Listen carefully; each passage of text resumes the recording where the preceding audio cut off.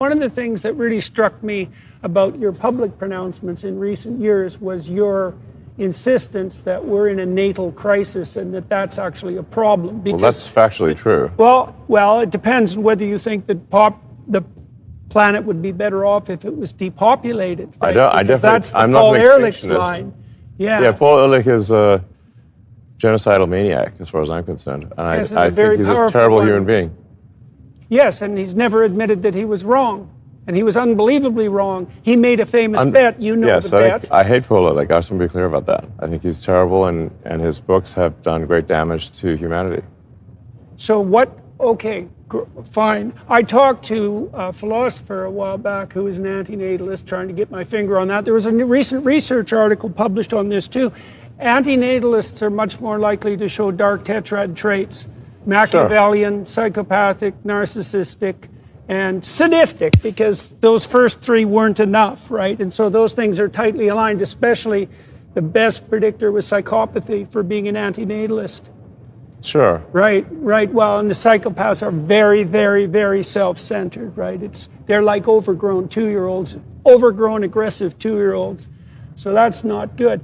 How did you start to understand that one of the fundamental ethical problems is different than the scientific problem? One of the fundamental ethical problems that's plaguing the West is this catastrophically low birth rate.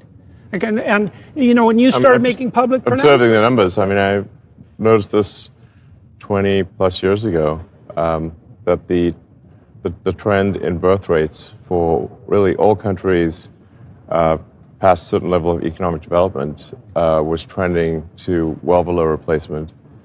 If not already below replacement, and if you extrapolate the curve, which one always has to be cautious about extrapolating any demographic curve, but so I always preface by saying, if these trends continue,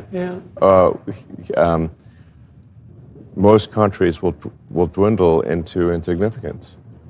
They might completely die out. So I've been thinking about that in relationship to sacred images.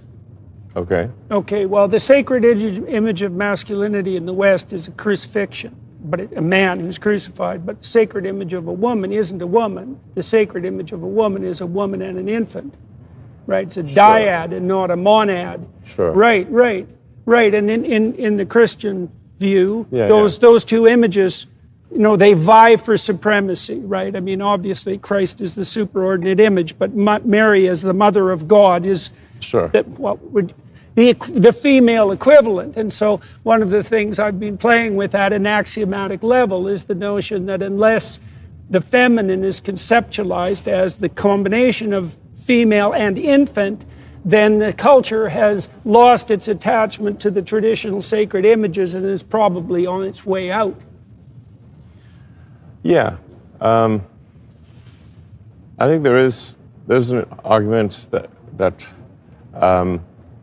when a culture loses its religion, that it starts to become antinatalist and decline in numbers and potentially disappear.